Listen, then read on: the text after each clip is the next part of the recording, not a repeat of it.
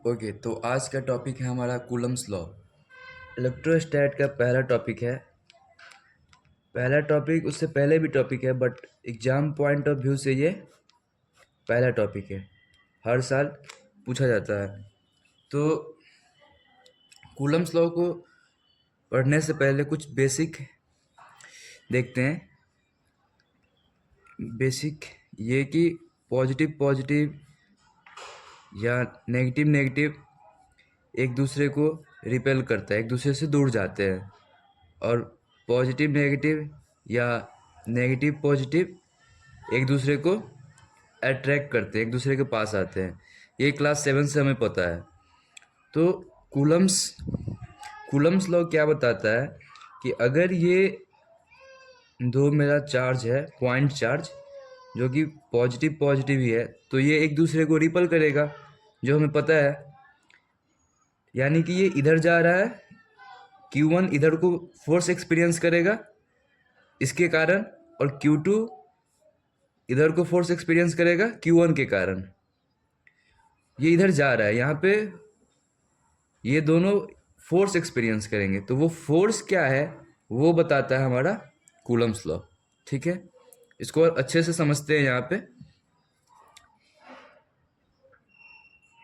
ये Q1 point charge है, ये Q2 प्लस का ही पॉइंट चार्ज है। ठीक है, इन दोनों का जो सेंटर से मिलाने वाली जो डिस्टेंस है वो स्मॉल आ रहा है। ओके, अब Q1 इधर फोर्स एक्सपीरियंस करेगा, Q2 इधर फोर्स एक्सपीरियंस करेगा।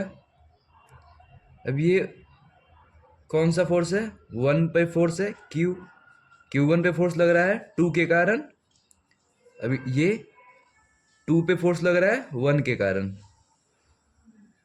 Force on 1 due to 2।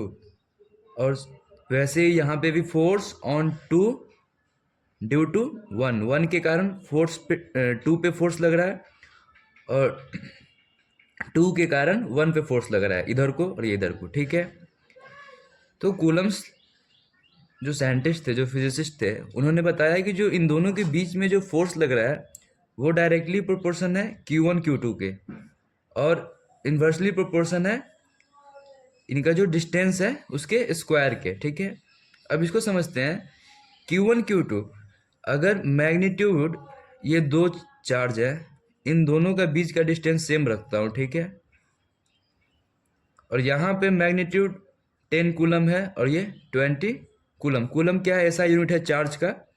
और चार्ज क्या है? चार्ज फंडामेंटल प्रॉपर्टी है किसी भी मैटर का, जैसे कि मास है। ठीक है ना, charge is a intrinsic property of matter. तो हाँ, ये 10 कूलम और 20 कूलम, यहाँ पे दो चार्ज है जिसका मैग्नीट्यूड 10 कूलम है और 20 कूलम है। यहाँ पे डिस्टेंस सेम है, और यहाँ पे है आपका लेट्स से हाँ 5 एंड 10। तो यहाँ पे जो फोर्स होगा वो ज़्यादा होगा इसके कंपेयर में, यहाँ पे कम होगा। क्यों कम होगा? क्योंकि मैग्नीट्यूड इसका ज़्यादा है।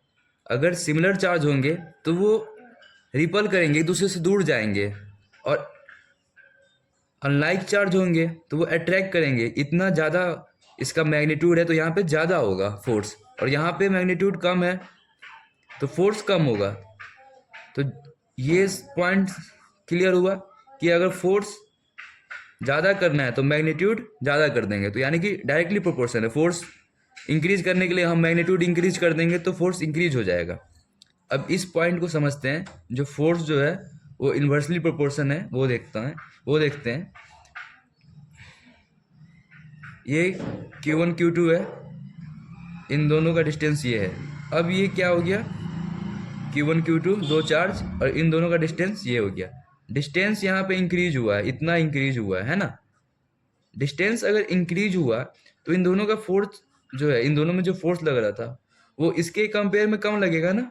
यहाँ पे फोर्स ज़्यादा होगा, यहाँ पे फोर्स कम होगा, क्योंकि डिस्टेंस इंक्रीज हो रहा है। डिस्टेंस पहले यहाँ पे था दो चार्ज, अब डिस्टेंस यहाँ पे हो गया, फिर यहाँ पे हो गया, ऐसे इंक्रीज होते जाएगा। तो उन दोनों के बीच में जो फोर्स है वो कम होते जाएगा ना। तो वही है, अगर डिस्टेंस इंक्रीज होता है तो फोर्स डिक्रीज होगा।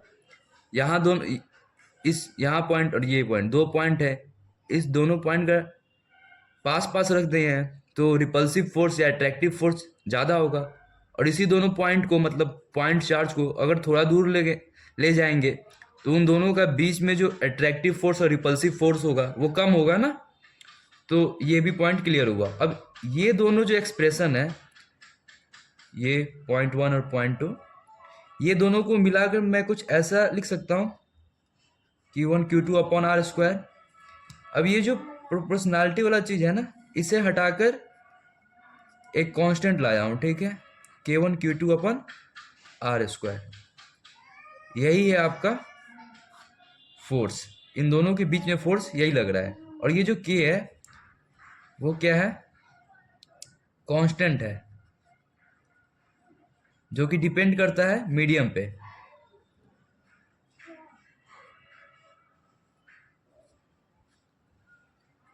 Depends upon medium. और K का जो वैल्यू होता है वो होता है 1/4 पाई एप्साइलन होता है, एप्साइलन नॉट नहीं होता है। बहुत लोग एप्साइलन नॉट बोलते हैं, लेकिन ये होता है एप्साइलन, एप्साइलन नॉट नहीं होता है। इसे फिर कभी पढ़ लेंगे आने वाले वीडियो में। मतलब हम देखेंगे कि एप्साइलन क्यों नहीं होता है। ये अलग में एक टॉपिक है, परमिटिविटी और रिलेटिव परमिटिविटी, तो वहाँ डिस्कस करेंगे इस चीज़ को। और इसका न्यूमेरिकल वैल्यू के क्या क्या होता है, 9 × 10⁹ newton metre square upon coulomb square. तो ये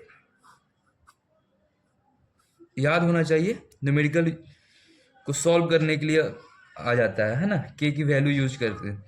और हाँ, इम्पॉर्टेंट मेरा ये है, जो फोर्स होता है वो K Q1 Q2/r² होता है, बस।